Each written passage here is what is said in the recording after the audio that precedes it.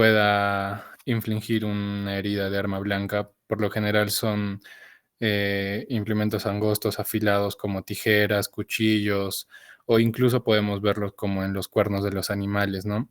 Entonces este instrumento puede lesionar cualquier tejido que atraviese por laceración o por corte. Y estos tejidos pueden incluir la piel, la fascia, los órganos sólidos, las vísceras huecas, los vasos sanguíneos, nervios, músculos y huesos. Por otro lado, las heridas por arma de fuego pueden ocurrir por balas, granadas o por esquirlas, ¿no? Vamos a ver que va a ser importante la velocidad del proyectil y su distancia para determinar la extensión de la lesión. Los mecanismos de lesión cuando son proyectiles de baja velocidad son normalmente laceración y cavitación. Y en los de media y alta velocidad, adicionalmente vamos a observar la fragmentación del proyectil y una ola de transferencia de energía a las vísceras abdominales y por esto se van a dañar las estructuras intraabdominales, ¿no? Cabe mencionar que es importante resaltar las heridas de escopeta que tienen diferentes patrones característicos debido al uso de perdigones y cañones más largos, ¿no? Siguiente, por favor. Y bueno, finalmente, a mi parte, los factores de riesgo, pues normalmente van a ser el medio ambiente, casos de violencia social, tránsito vehicular y los estilos de vida, ¿no? Personas que están bajo efectos del alcohol o de drogas.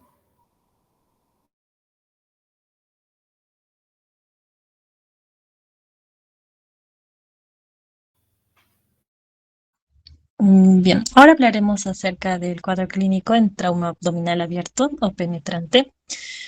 Los signos van a estar relacionados a la hipovolemia secundaria, a la pérdida sanguínea. Y y por lo tanto, se van a poder observar signos de shock. Estos pueden ser, por ejemplo, variaciones en la temperatura, hipotermia en la etapa inicial de shock, y fiebre de 38 a 38,5 grados por una infección peritoneal. También puede haber náuseas, vómitos, y estos pueden ser con o sin contenido hemático. El examen clínico, al siguiente, por favor. En cuanto al examen clínico abdominal, se va a requerir una exposición completa del paciente, por lo cual vamos a tener que retirar toda la vestimenta que lleve puesta. Se va a realizar esta en una secuencia sistemática que ya conocemos, ¿no? Inspección, auscultación, percusión y palpación. Esto va a ser seguido por una evaluación de la estabilidad pélvica. En la inspección, por ejemplo, comenzamos por la inspección y ahí vamos a ver si es que existen heridas penetrantes, cuerpos extraños o si hay evisceraciones. También podemos ver, o también podría acompañarse de un signo de Gray Turner o de Cullen, ¿no? Viendo si hay equimosis en los flancos o equimosis periumbilical. En la percusión, pues vamos a poder determinar la presencia de matidez. En la auscultación, también una disminución o ausencia en los ruidos hidroaéreos, lo cual nos podría sugerir un hilo paralítico o una irritación peritoneal temprana. En cuanto a la palpación, vamos a valorar el dolor, la rigidez muscular involuntaria y también los signos de irritación peritoneal. En gestantes se debe valorar la altura uterina y la edad gestacional aproximada. También podríamos hacer el signo de Bloomberg, donde vamos a hacer una presión lenta para ver la descompresión brusca, ¿no? Y si se intensifica el dolor, pues vamos a ver que es un signo de irritación peritoneal. Siguiente, por favor.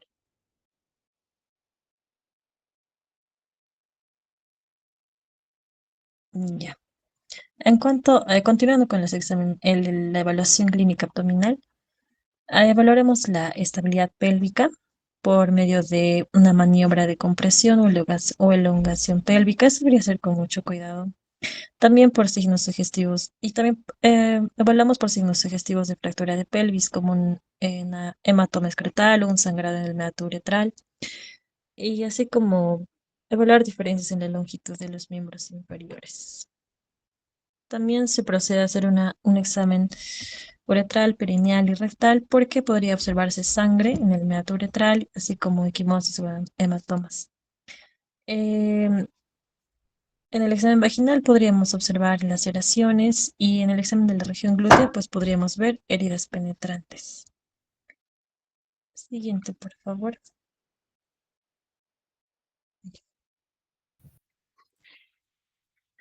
Continuando con lo que son los criterios de diagnóstico, primero debemos de saber, ¿no?, que existen dos tipos, lo que es el cerrado y el abierto.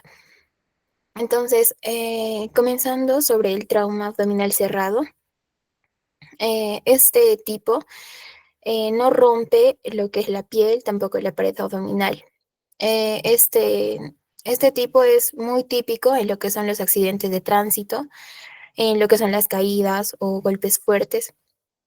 Ahora, el mecanismo suele ser una compresión brusca o una desaceleración súbita también, o incluso un efecto de contragolpe. Entonces, ¿qué es lo que pasa dentro? Los órganos pueden desgarrarse o estallar por la misma presión, aunque por fuera no se vea nada, ¿no? O no sea evidente. Ahora, por lo que es el trauma abdominal abierto, que es nuestro tema, aquí sí hay una solución de continuidad en la piel, es decir, que la herida es visible, ¿no? Entonces, este puede ser superficial o profundo, dependiendo si se rompe el peritoneo o no. Y también es importante saber que dentro del trauma abierto tenemos dos tipos según el agente que lo causa. Puede ser por arma blanca. En este caso son heridas de baja energía, es decir, que su daño es directo y a lo largo de la trayectoria del objeto punzocortante, vamos a ver que en este tipo la gravedad va a depender de qué tan profundo penetró y qué órgano alcanzó. Ahora, por lo que es el arma de fuego o por proyectil de arma de fuego, en estas son heridas de alta energía, es decir, que no solo dañan el punto por donde entra la bala, sino que también pueden dañar tejidos cercanos por un fenómeno que se llama el efecto de cavitación, que es como una explosión interna, ¿no? Entonces, además, el proyectil puede fragmentarse y cambiar de dirección dentro del cuerpo.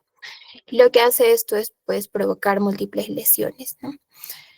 Ahora también se nos menciona la clasificación según la severidad. Eh, entonces, según lo que es la estabilidad del paciente, vamos a clasificar el trauma abdominal abierto en dos grandes grupos. Tenemos lo que es el hemodinámicamente estable, en el que pues son pacientes que tienen signos vitales dentro de lo normal, ¿no?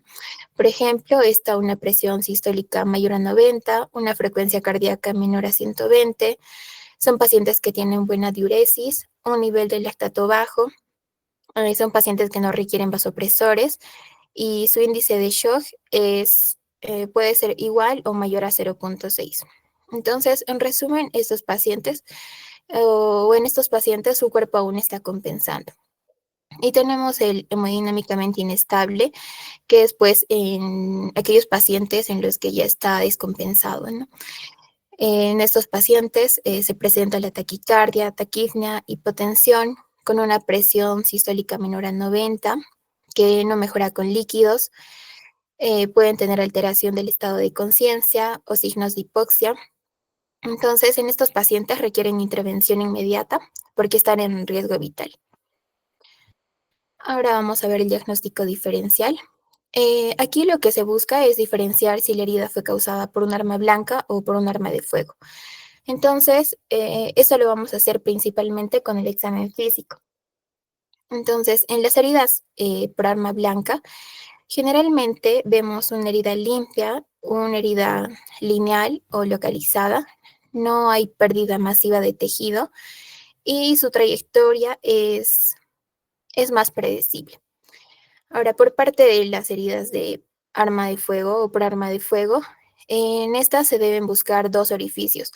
Uno que es el de la entrada y si lo hay o si existe el de salida. En el caso de la entrada, el orificio de entrada suele ser más pequeño y con un halo carbonoso alrededor, esto causado por la pólvora. Esto nos indica que el disparo fue a corta distancia. Además, también por la alta velocidad del proyectil, los tejidos cercanos a la trayectoria suelen carbonizarse y estos tejidos suelen necrosarse también con el tiempo, por lo tanto es necesario realizar la escarectomía, que viene a ser la remoción del tejido muerto, esto con el fin de prevenir infecciones.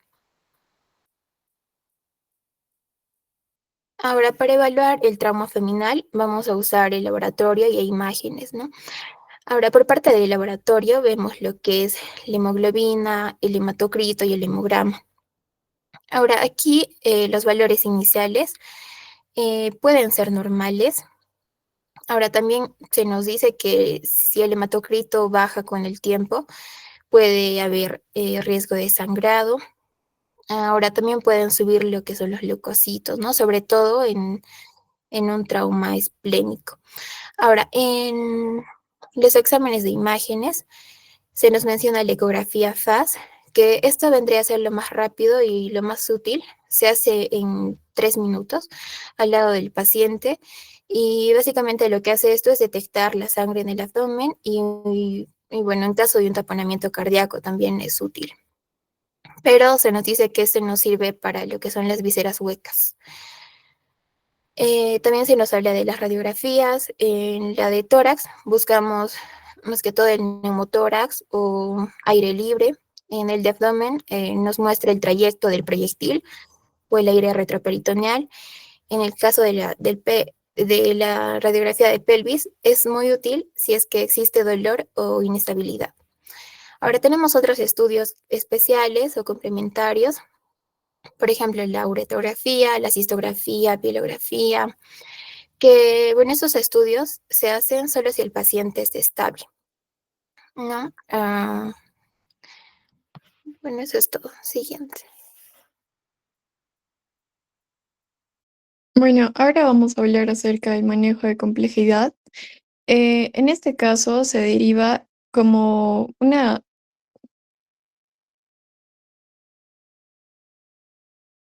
Ay, perdón, ya. Se refiere al nivel de atención que requiere un paciente para que, según el estado clínico y la organización eficiente de los recursos, para responder a esta necesidad, ¿no? El objetivo en sí es asegurar que cada paciente reciba atención a nivel apropiado, evitando el colapso de los hospitales y alta complejidad. Entre estos, lo podemos clasificar según el nivel de complejidad y se deriva en tres grupos, en las de baja complejidad, mediana complejidad y alta. Por ejemplo, en las de alta complejidad podemos hablar acerca de los pacientes con herida penetrante por arma. Luego está la de mediana complejidad, como el hemoperitoneo, el neumotórax asociado a shock. Y las de alta complejidad, que se relacionan más con lesiones hepáticas o esplénicas, rotura de vísceras huecas y shock hemodinámico o politraumas. Siguiente, por favor. Ahora vamos a hablar acerca de la capacidad resolutiva. En sí, es la capacidad real de un establecimiento de salud para poder resolver los problemas clínicos de su población asignadas sin necesidad de referir a otro nivel. Entre esos tenemos en sí los recursos humanos competentes que pueden derivar de infraestructuras adecuadas, tecnología médica, abastecimientos, protocolos técnicos y gestión clínica. Y entre estos beneficios, como las habilidades del establecimiento para poder seguir y mejorar la satisfacción del paciente y reducir las referencias innecesarias para diferentes fortalezas del sistema de salud. Siguiente, por favor. Y bueno, dentro de las complicaciones tenemos el síndrome compartimental, shock hipovolémico, infección de la herida operatoria, fístula biliar intestinal, necrosis intestinal, obstrucción intestinal, politransfundido, embolia pulmonar, hemorragia persistente y la muerte. Siguiente, por favor. Ahora vamos a hablar de los criterios de referencia y contrarreferencia. En el caso, por ejemplo, de que un hospital no tenga la capacidad o la tecnología adecuada para resolver el trauma grave del paciente, lo que se hace es que se hace una documentación necesaria para que se deje en el área de referencias y contrarreferencias para referir a los pacientes según criterio del médico emergencista en coordinación con el cirujano general de guardia. Entonces, una vez que es aceptada esta referencia por el otro hospital, va a ser coordinada telefónicamente entre el médico que refiere y el que recibe a través de las jefaturas de guardias respectivas. Es importante destacar de que el personal que acompaña al paciente debe estar familiarizado con el equipo, con el ambiente de trabajo del vehículo de transferencia. Tiene que ser un personal capacitado para monitorizar exactamente la condición del paciente y realizar cualquier procedimiento en caso sea necesario.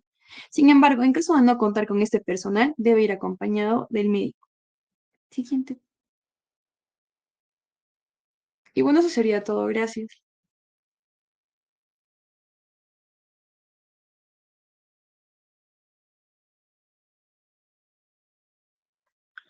Genial, completa la exposición. Por favor, el siguiente grupo. Ya, doctor. Chicos, ¿pueden dejar de presentar, por favor? Gracias.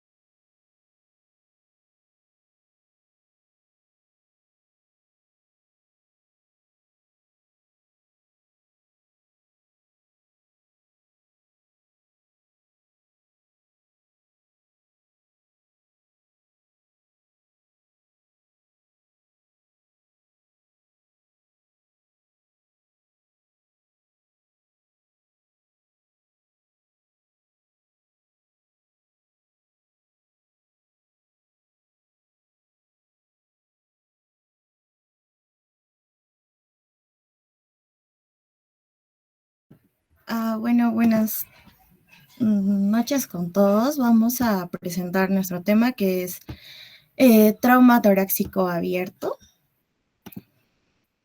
Para empezar, el trauma torácico es una lesión que produce una disrupción en la integridad de, nuestra pared torácica, que básicamente comunica el espacio pleural con el exterior y con un agente penetrante como son las armas blancas, los proyectiles de arma de fuego, cuerpos extraños punzantes o por iatrogenia. Esta comunicación anómala entre el medio externo y el espacio pleural va a alterar la presión intratorácica negativa, comprometer mecanismos ventilatorios y generar complicaciones potencialmente letales, ya sea un neumotórax abierto, que es una herida succionante, un hemotórax, un neumoneumotórax, lesiones cardíacas o de grandes vasos, contusión o laceración pulmonar y un taponamiento cardíaco si es que llega a haber compromiso del pericardio. Es importante tener en cuenta que solo el 15 al 30% de las lesiones torácicas abiertas o lesiones penetrantes requieren una intervención quirúrgica, que más adelante les explicaremos cuáles son los criterios que debemos tomar en cuenta. Y el 85% de los pacientes con trauma penetrante llegan a ser tratados con medidas conservadoras. ¿Qué quiere decir esto? Una observación o drenaje pleural, oxigenoterapia, analgesia y obviamente una estabilización hemodinámica.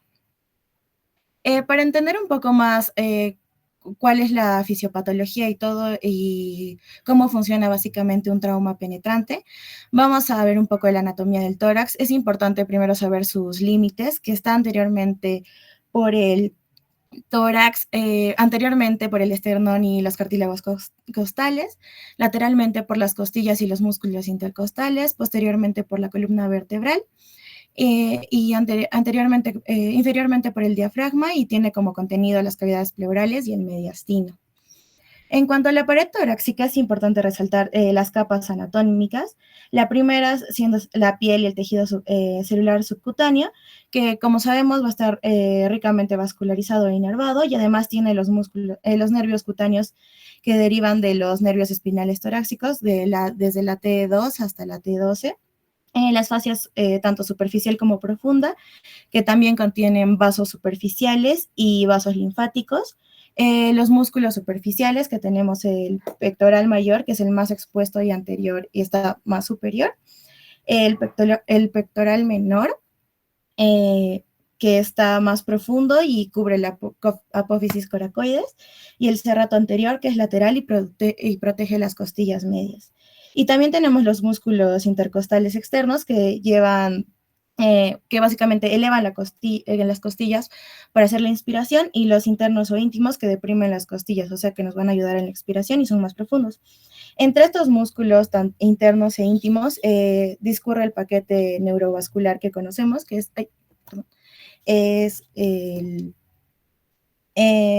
la vena intercostal, la arteria intercostal, que es rama de la aorta torácica, y los nervios intercostales, que son la rama anterior de los nervios raquídeos torácicos. Este paquete se va a ubicar en el surco costal, en el borde inferior de cada costilla, lo cual es crítico si hacemos, por ejemplo, como dije, puede haber iatrogenia, por eso es importante saber la ubicación de estos para no cometer iatrogenia.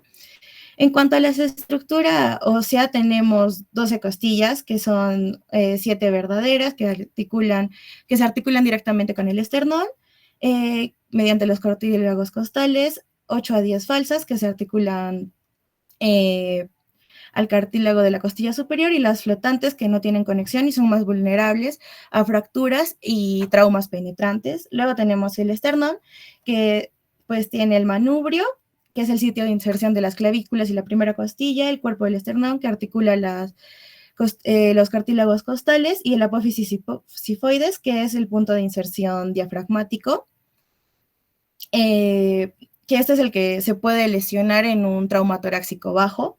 Y por último, la columna vertebral torácica, que es de T1 a T12, que contribuye básicamente a la estabilidad posterior. Bueno, en la cavidad torácica tenemos 3 compartimientos principales, que son las cavidades pleurales, el mediastino y el diafragma. En cuanto a las cavidades pleurales, sabemos que los pulmones están rodeados por una pleura visceral, que es interna, y una pleura parietal, que es externa.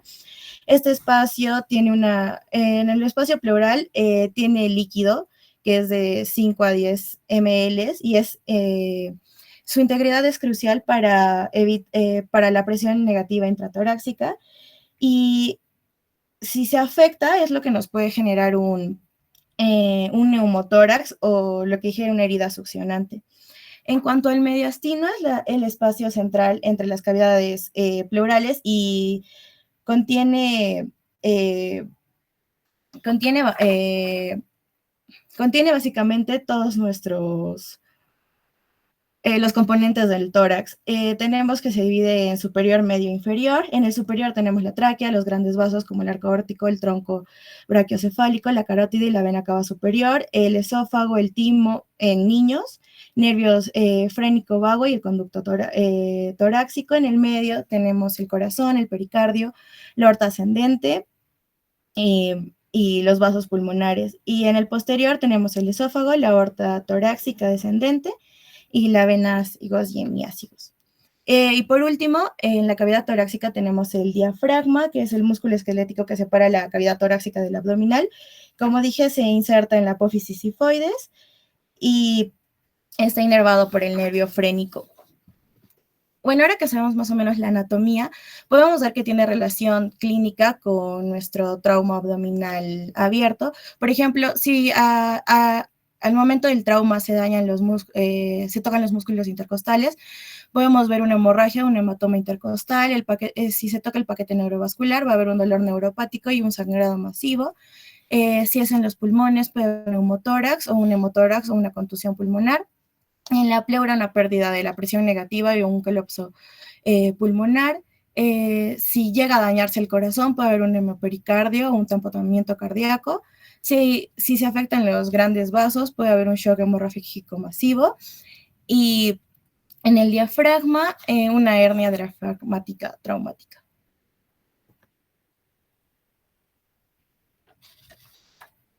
Bueno, ahora siguiendo con la exposición, vamos a ver los tipos de trauma. Lo vamos a dividir en 2 tipos.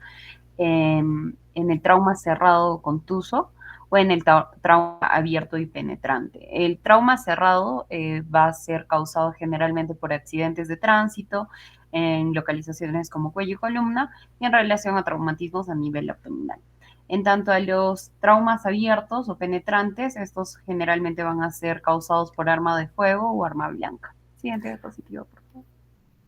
Bueno, ahora, en tanto a las comparaciones que podemos ver entre el trauma cerrado y abierto. Primero, en tanto a las fracturas costales, vamos a ver que en el trauma cerrado es mucho más probable que haya múltiples fracturas, mientras que en el trauma abierto puede no haber. En tanto al hemoneumotórax, en el trauma cerrado se va a dar en un tiempo mayor a 24 horas, y en el caso de un trauma abierto se da de forma inmediata. En el caso del trauma cerrado, en lo que es una tomografía de vía aérea superior, vamos a encontrar estenosis, mientras que en el trauma abierto va a haber un gran escape aéreo. En tanto a los hallazgos de grandes vasos y corazón, en el trauma cerrado pueden manifestarse tardíamente, mientras que en el abierto va a ser exsanguinante. En el trauma cerrado, también en la tomografía de diafragma vamos a ver estadio y herniación, y en el trauma abierto vamos a ver pequeños defectos que producen herniación tardía, ¿no? Y por último, en el trauma cerrado, en el caso de asociar a lesiones de otras regiones, lo podemos asociar al abdomen en la porción peritoneal intratorácica superior y cuello inferior. Yasmín, en esa diapositiva, por ejemplo, allí pones que el hemoneumotórax en el caso de un traumatismo torácico cerrado se presenta a partir de las 24 horas, ¿así? Sí, doctor, según la bibliografía que utilizamos, se podría encontrar a las 24 horas, mientras que en el abierto va a ser de forma inmediata, ¿no? No tanto, ¿sabes? Quizás ustedes no han visto mucho de estos casos, pero en la práctica van a haber situaciones en las cuales pacientes acuden por contusiones torácicas. No ha pasado ni una hora del accidente, tú les auscultas y no hay murmullo vesicular. Tomas la tomografía y puedes observar allí un neumotórax masivo, incluso a tensión, asociado o no a hemotórax. Entonces, eso de más de 24 horas, quizá tomarlo con pinzas, ¿ya? Yo les comento un caso muy curioso de un paciente que llegó por emergencia, el cual fue traído por serenazgo. Estaba allí en el servicio de emergencia y nos mencionaron los de serenazgo que había sufrido un accidente de tránsito. Cae de una motocicleta, acá un pequeño paréntesis, él estaba yendo como copiloto, cae de una motocicleta, eh, al caer impacta sobre la esquina de una vereda, justo ahí en la región torácica. Impacta en esa zona, impacta la región torácico-abdominal, lo traen, y yo justo lo estoy revisando, le ausculto y no había nada de murmullo vesicular. El abdomen todo tenso, así en tabla, desaturaba, entonces en emergencia le puse un tubo de drenaje torácico y salió pues sangre y se la viste es cuando hay un neumotórax, el aire también que ingresa cuando tú logras penetrar hacia la cavidad torácica es bien, que te produce un sonido bien típico. Joven, ¿cuánto tendría? 27, 7 años. Entonces, que al final falleció a los 10 minutos aproximadamente porque de forma asociada tenía un traumatismo torácico con ruptura de hígado. Eso vimos después en la tomo ya, ¿no? Porque ese mismo rato lo mandamos a tomografía. Había ruptura de hígado, vaso, ha sido un accidente para su cuerpo totalmente catastrófico. Imagínense de una caída de motocicleta.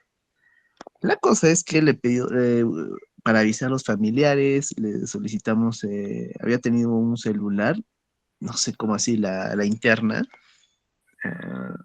logra descifrar la clave del celular. contactamos a sus familiares, llegan y imagínense, les voy a contar la situación. Yo llamo y le digo, ¿saben qué? Soy el cirujano de guardia, familiar de Pepito. No me acuerdo, no, es Pepito, ¿ya? Familiar de Pepito, sí, sabe que tiene que venir, su familia sufrió un accidente, ha fallecido, y se arma todo quilombo, ¿no? Vienen los familiares, viene la mamá, yo le explico afuera antes de que entre a ver a su hijo, sabe que ha fallecido su hijo, llorando la mamá, ¿no? Pero ¿hace cuánto ha fallecido? Hace como unas 2 horas, le digo, ¿no? Porque demoraron en venir. Y me dice, pero doctor, no puede ser, porque él me ha escrito un mensaje hace 1 hora, pero me ha escrito de otro celular diciendo que ha tenido unos problemas, así. Le hago pasar a la señora para que reconozca al occiso. Y resulta que no era, que había sucedido que su hijo estaba caminando en la calle y le habían asaltado. Y el copiloto y el piloto de la motocicleta pues eran delincuentes. Le robaron el celular al chico y escapándose se sufre el accidente, ¿no? Y producto de ello muere uno de los ladrones, el que era copiloto, al que le pusimos el tubo de drenaje torácico. Ya, y todo un caso a raíz de eso. Sin embargo, a lo que llego es que, por ejemplo, esos hemotórax o neumotórax no siempre están a partir de las 24 horas. Si la lesión es grande, puede presentarse de forma rápida. rápida. Sin embargo, en el hemotórax o neumotórax abierto, sí tiene razón, es de forma inmediata, porque imagínense que te cuchillan ahí en la región, en cualquiera de los hemitórax. Obviamente se va a producir una disrupción del parénquima, laceración a veces de las arterias intercostales, se produce de forma rápida un neumotórax y se instaura un estado de distrés respiratorio que amerita una intervención rápida. Continúa, Yasmin. Ok, doctor, muchas gracias por la aclaración. Bueno, estas serían las diferencias entre los traumas cerrados y abiertos, ¿no? Que podríamos encontrar. Siguiente diapositiva, por favor.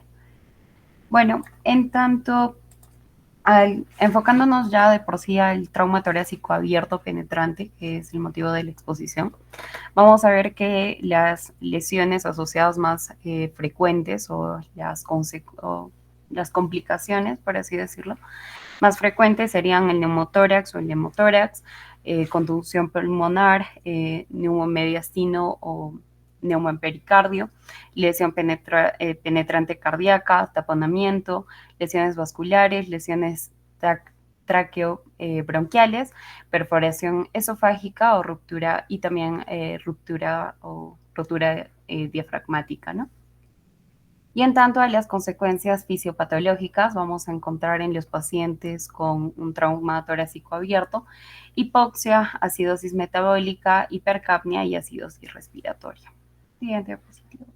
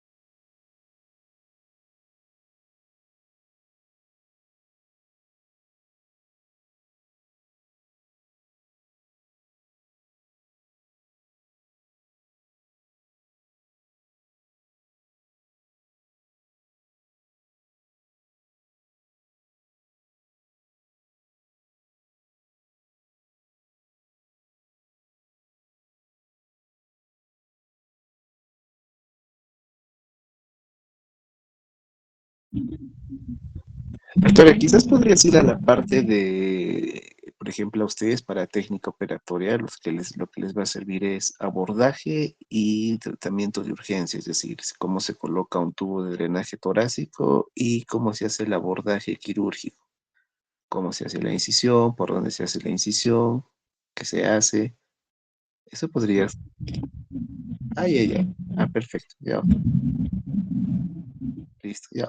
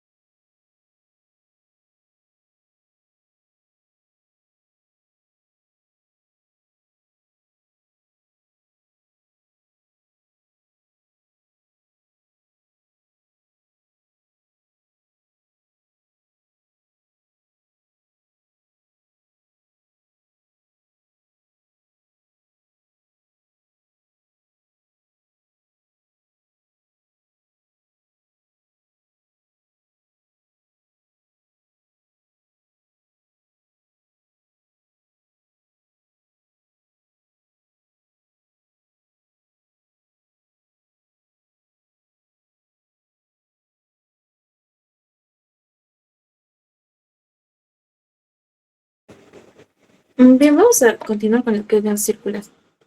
Ay.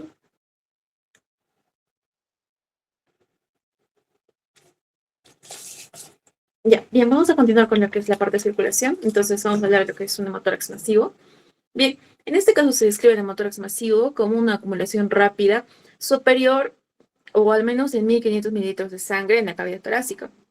Entonces, las principales causas descritas según la guía van a ser las heridas penetrantes. Ahora, ¿cómo vamos a diagnosticar un hemotórax? Lo hacemos mediante el shock, que puede ser clínico, también puede ser evidenciado en estudios, una ausencia de murmullo vesicular a la auscultación y naturalmente a la percusión a hematidez, ¿no? Entonces, ¿cómo vamos a manejar estos pacientes? Lo primero y lo más importante a entender es que si este paciente está perdiendo sangre por el hemotórax y es masiva, es una pérdida considerable en 1500, naturalmente mi paciente se puede hipotensar, puede hacer shock hipovolémico. Entonces, ¿qué hago? Le restituyo el volumen de forma rápida. ¿Cómo lo voy a hacer? Mediante la infusión rápida de cristaloides. Ahora, de forma simultánea a la restitución de volumen, lo que vamos a hacer es que también vamos a asociarlo a una descompresión de la cavidad torácica. Y eso lo vamos a hacer mediante la implantación de un tubo, de un tren, como podemos evidenciar en la imagen de la diapositiva. Ahora, también es importante mencionar que esa sangre que va a salir por este tubo puede ser recolectada para hacer un procedimiento que es la autotransfusión. Siguiente, por favor. Bien, ahora, ¿cuáles son las indicaciones para la toracotomía? Bien, naturalmente aquí nos vamos a basar en el estado del paciente. Si es que mi paciente sigue perdiendo sangre en un parámetro de 200 mililitros por hora, en un parámetro de 2 a 4 horas, es indicada la toracotomía. Si requiere transfusiones continuas por el estado clínico del paciente, porque está acercándose al shock hipovolémico, le hacemos una toracotomía. Y si tiene lesiones penetrantes en la pared anterior del tórax, medial a la línea del pezón, o tiene una lesión o lesiones en la pared posterior medial al omóplato, también le vamos a hacer una toracotomía. Ahora, también es importante mencionar que una toracotomía no se debe realizar por una persona que no conozca los procedimientos. Y si es que se hace, pues se requiere la presencia de un cirujano calificado con experiencia y entrenamiento en el tema para que se pueda realizar el procedimiento. Ya, bien, en cuanto a la preparación preoperatoria para la toracotomía, naturalmente el paciente tiene que tener un historial médico completo, estudios de imagen, se tiene que hacer una radiografía previa, o al menos algún estudio de imagen, sea radiografía, tomografía, resonancia magnética, además de que también se tienen que hacer pruebas funcionales respiratorias en un ideal, un ecocardiograma para evaluar la función cardíaca y pruebas adicionales de laboratorio. En cuanto a la posición del paciente, como podemos incluso darnos cuenta en la imagen, el paciente está en un decúbito lateral, ¿no? Y naturalmente, y es entendible, el lado que vamos a trabajar, el que se va a intervenir en el proceso, es el lado que va a estar para arriba. Ahora, en caso del brazo contralateral, puede estar elevado sobre la cabeza para exponer mejor el tórax. En cuanto a la incisión, si es que es una toracotomía posterolateral, que es la más común que se va a realizar, la incisión es desde la línea escapular media hasta la línea medioaxilar y va a pasar a través del espacio intercostal, usualmente en el quinto o sexto espacio intercostal. En el caso de que sea una anterolateral, que es menos común, bueno, estas las vamos a emplear en el caso de que sean emergencias o de formas traumáticas. Y bueno, también se debe describir a otras toracotomías, ¿no? Que son incluso mucho menos más comunes, donde se tiene el axilar, la esternotomía media o la toracotomía en clamshell. Bien, siguiente, por favor. Bien, ahora en cuanto a... ya, pásalo. Bien, en cuanto al taponamiento cardíaco, una vez más se describe la causa más frecuente como las lesiones penetrantes, donde naturalmente se ha afectado el pericardio, incluso puede afectar el miocardio, etc. De forma clínica se puede realizar el diagnóstico de un taponamiento cardíaco mediante la tríada de Beck. Entonces, ¿qué encuentra el paciente? Lo primero va a ser una elevación de la presión venosa asociado a una disminución de la tensión arterial con ruidos cardíacos apagados y hipofonéticos. El tratamiento también son transfusiones rápidas, cristaloides, intravenosos asociados a una pericardiocentesis. Siguiente, por favor. Entonces aquí, por ejemplo, vamos a poder evidenciar en la radiografía que tenemos, esta posterolateral, podemos evidenciar una radioopacidad que está cambiándome la estructura normal de un corazón. Y bueno, en la otra tenemos también otra imagen, ¿no? Que es pues, una resonancia magnética. Ahora, ¿cómo vamos a preparar al paciente? Es lo que ya hemos descrito para poder realizar la pericardiocentesis. Ya hemos mencionado que debemos tener una imagen previa. Generalmente se describe que sea una ecocardiografía transtorácica, o al menos en traumatología para confirmar el derrame, o cuando estamos en situaciones de emergencia, ¿no? Y planificar el trayecto más seguro. Ahora, también se le deben asociar monitorizaciones continuas, como lo son, una vez más, el ecocardiograma, la pulsoximetría, una presión arterial invasiva preferida. Bien, además es importante que al paciente se le cede, no, todavía no, se le cede de forma, con una analgesia moderada. Generalmente aquí se les va a administrar midazolam o fentanilo y tal vez también se les puede administrar anestesia local abundante. La anestesia local está contraindicada en paradas cardiorrespiratorias. Ahora, la posición que se le va a tener al paciente para poder realizar el procedimiento es una semifowler, donde el paciente se encuentra entre 30 a 45 grados. Esto en son de poder aproximar el líquido de la pared anterior. Ahora, si es que estamos en urgencias, en situaciones donde no hay tiempo, pues sí se puede mantener al paciente en supino. Claro que no es lo ideal. Ahora, dentro de las rutas, de las distintas rutas de la pericardiocentesis, la más descrita y la más común es la subsifoidea, que tiene de punto de punción a 1 centímetro inferior del ángulo sifocostal, que ligeramente, bueno, que va a ser ligeramente izquierdo, ¿no? Ahora, en cuanto a la dirección de la aguja, esta debe tener, debe estar en 45 grados al plano cutáneo y debe direccionarse hacia el omóplato izquierdo. Entonces, ¿cómo voy a realizar la pericardiocentesis? Lo primero, naturalmente, es una antisepsia amplia, ¿no? Generalmente vamos a usar clorexidina y naturalmente tenemos que apoyarnos de campos estériles que van a generar, pues, el campo donde vamos a trabajar, ¿no? Vale la redundancia. Ya hemos hablado de la anestesia local, de lo subcutáneo, del pericardio bueno, y de las anestesias locales y la analgesia. La aguja debe ser de 18 gramos o las agujas que vamos a encontrar en el kit de pericardiocentesis. Ahora, ¿cómo vamos a aspirar mientras se avanza? Generalmente aquí se describe lo que va a ser el cambio de coloración o el giveaway asociado a un líquido ceremático, lo que nos va a dar evidencia, lo que nos va a dar la información de que existe una probable entrada al saco. Ahora, si es que la aguja va a tocar miocardio, es importante, por eso el ecocardiograma va a mostrar elevaciones ST o ectopías inmediatas. Entonces tenemos que retirar, según la guía descrita, de 1 a 2 milímetros la agujita. Ahora, naturalmente también se debe hacer posterior al procedimiento una confirmación ecocardiográfica y también debemos drenar lentamente. Se describe que deben ser entre 50 y no superar los 200 mililitros en el drenaje y además debe asociarse a un control adecuado de tensión arterial. Siguiente, por favor. Bien, en cuanto al hemotórax, se describe la causa más frecuente como la laceración pulmonar o la ruptura de un vaso intercostal de la arteria mamaria interna o de la arteria mamaria interna. El tratamiento es un tubo torácico.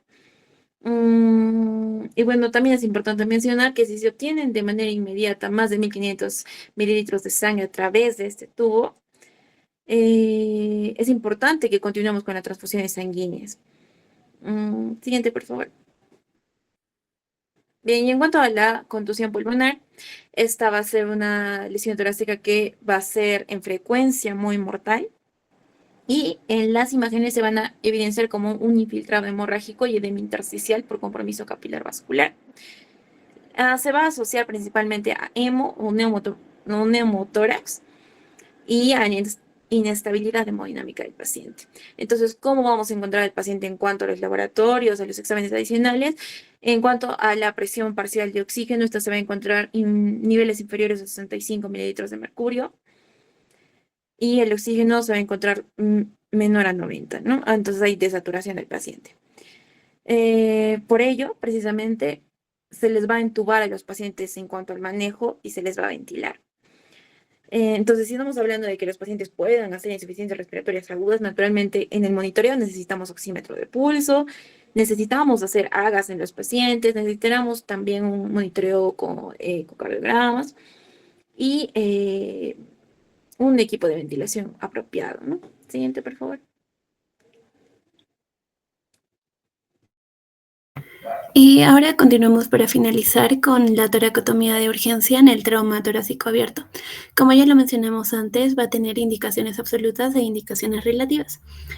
Por ejemplo, el hemotórax masivo que tenga la presencia de más de 1500 mililitros inicialmente o más de 200 mililitros por hora durante 2 a 4 horas continuas. Si existe la presencia de un taponamiento cardíaco traumático y que se evidencia en ecocardiograma o en la clínica, si ha habido un paro cardíaco presenciado con mecanismo torácico penetrante, se recomienda una toracotomía de reanimación en los primeros 15 minutos. Si hay lesiones visibles o sospechadas de grandes vasos torácicos o del corazón, ya sea por TAC o de manera intraoperatoria, y si hay una fuga aérea masiva persistente, ya que esta sugiere una lesión bronquial o traqueal. En cuanto a las indicaciones relativas, tenemos un hemotórax retenido o coagulado que no ha sido drenada con el tubo, la presencia de lesiones pulmonares con fístula broncopleural, alguna lesión diafragmática sospechada con alguna hernia visceral, la contusión pulmonar severa con compromiso hemodinámico respiratorio y el fracaso del manejo conservador tras las 48 a 72 horas. Siguiente, por favor. Y vamos a tener tipos de toracotomía y sus aplicaciones. Como ya lo mencionamos, tenemos la anterolateral izquierda, que se va a hacer una incisión en el cuarto o quinto espacio intercostal. Este va a ir desde el esternón hasta la línea axilar media y va a ser un acceso rápido al corazón, al pulmón izquierdo y a la aorta descendente. Y puede extenderse en un clamshell si se requiere alguna exposición bilateral. Y esta es más usada en el trauma torácico de urgencia. Tenemos también la toracotomía posterolateral, que es una incisión larga desde la escápula hasta la línea axilar posterior, y esta va a requerir disección del músculo dorsal ancho y del serrato, y este va a darnos un mejor acceso al ilio pulmonar, al esófago y a la pleura posterior, y esta va a ser ideal para un trauma estable o para abordajes ya programados.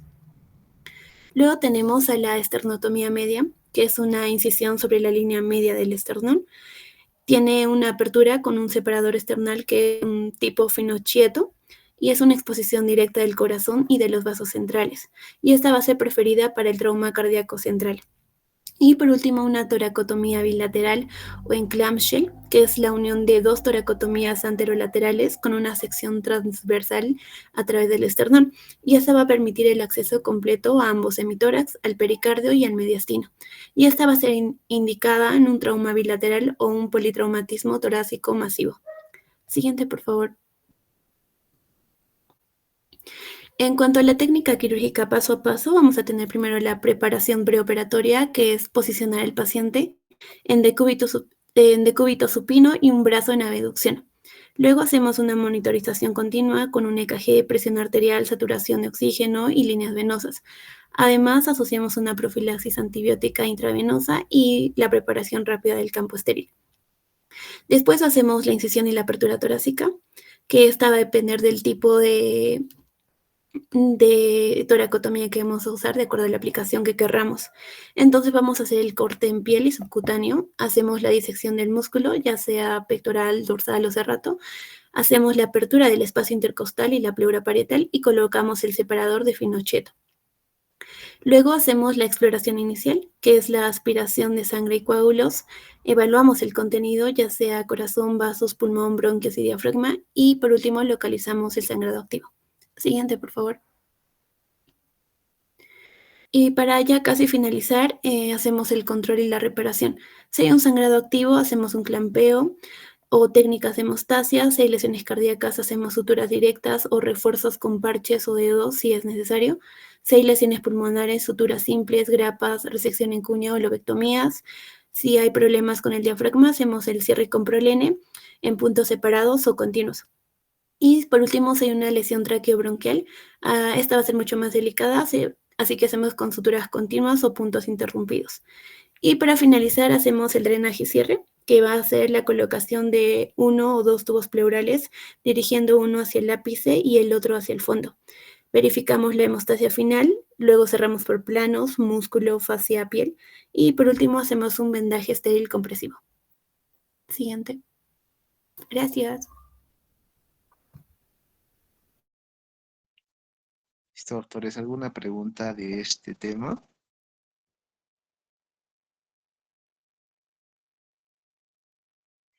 Por ejemplo, si es que tuviesen un paciente, sospechan ustedes de un hemotórax o un hemoneumotórax, si ustedes pueden colocar el tubo de drenaje torácico, lo coloca el doctor de cirugía general o en todo caso el cirujano de tórax, tienen que estar vigilantes con el drenaje. Por ejemplo, si colocan el tubo de drenaje torácico y de forma inmediata sale más de 1000, incluso otros dicen más de 1500 mililitros de sangre, es indicativo de toracotomía de emergencia, tal como ha puesto vuestra compañera. Otro caso igual, llegó un paciente que por San Jerónimo salió a comprar pan a eso de las 7 de la noche. Está caminando con su celular, se le acercan 3 personas, intentan asaltarlo, él forcejea y para que suelte el celular lo atacan con un cuchillo. Al final le terminan robando el celular, ¿no? Lo trae el serenazgo, se revisa el tórax y tenía una lesión justo en la región anterior del hemitórax izquierdo, hacia la región medial, zona de ubicación del corazón. Se le toma se le ausculta el pecho. A veces no hay tiempo para tomar las placas de rayos X, ¿no? En emergencia, porque el paciente esté en mal estado. Se le puso su tubo de drenaje torácico y salió como 1300 de sangre, así. Un frasco se llenó, el otro estaba llenando, se clavó el frasco e inmediatamente a sala de operaciones. Así, sin exámenes prequirúrgicos, sin riesgo quirúrgico, nada. Son situaciones de emergencia. Ingresa, se hace una toracotomía, como en la posición que vuestra compañera muestra en sus diapositivas. Se ingresa hasta la cavidad torácica y se evidenció que el cuchillo había llegado incluso a lesionar el miocardio, parte del pulmón, parte del miocardio. Entonces se hizo la sutura del miocardio, se dejó abierto el pericardio, no se suturó, y se suturó también una parte del pulmoncito. Y con eso el paciente estuvo mejor. Vino ya el cirujano de tórax después, cuando se estaba cerrando el tórax, pasó al servicio y luego se fue de alta. Un jovencito de 14 años que salió a comprar pan. Aquí en San Jerónimo, el Cusco está terrible, doctores y doctoras. Listo, eso es todo. Continuamos la siguiente clase y luego hacemos todos los temas del tercer aporte, ¿sí? Sí, doctor, solo faltaría concretar la exposición de trauma torácico cerrado.